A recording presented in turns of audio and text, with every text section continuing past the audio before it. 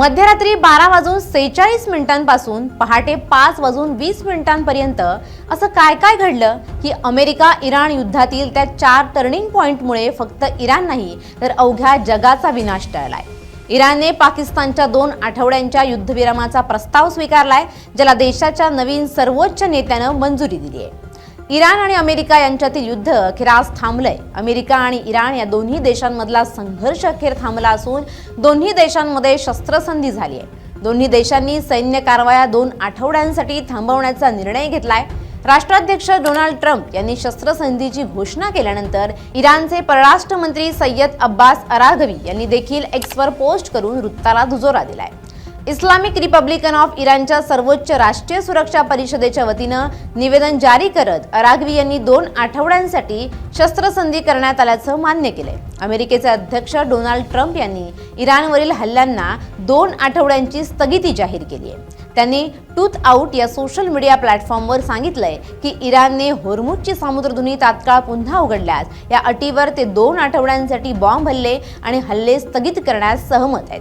इराणच्या सर्वोच्च राष्ट्रीय सुरक्षा परिषदेनं 2 आठवड्यांच्या शस्त्रसंधी कराराला अधिकृतपणे मान्यताही दिली आहे।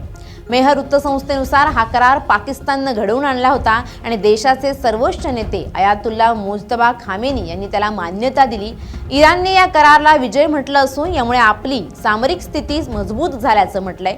निवेदनात म्हटलंय की कायमस्वरूपी शांतता करारासाठी पुढील चर्चा आता पाकिस्तानची राजधानी इस्लामाबाद येथे होईल। इराणने सशर्त युद्धविराम झाल्याचा दुजोरा दिलाय। परराष्ट्र मंत्री अब्बास अराघवी यांनीही मोठं ट्विट करत भूमिका मांडली आहे।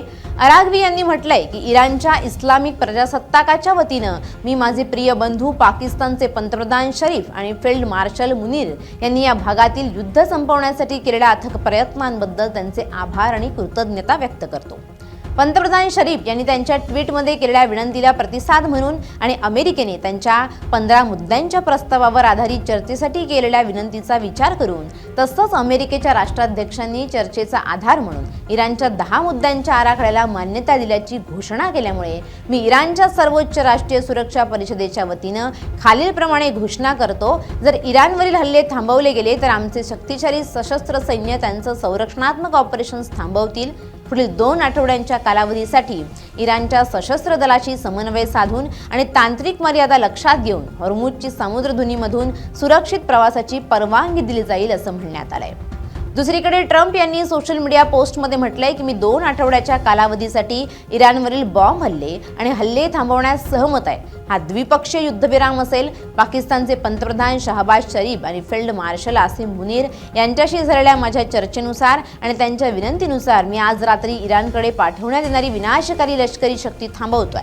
परंतु अट अशी आहे की इराणनं होर्मुझची सामुद्रधुनी पूर्णपणे तात्काळ आणि सुरक्षितपणे उघडण्यास सहमती दर्शवावी। हे करण्यामागचं कारण असं आहे की आम्ही सर्व लष्करी उद्दिष्ट आधीच पूर्ण केली आहेत आणि त्याहूनही पुढे गेले आहोत आणि आम्ही इराणसोबत दीर्घकालीन शांततेसाठी आणि मध्य पूर्वेतील शांततेसाठी एका ठोस कराराच्या अगदी जवळ आहोत। मला इराणकडून 10 कलमी परतावा मिळालाय आणि आमचा विश्वास आहे की वाटाघाटीसाठी हा एक व्यवहार्य आधार आहे।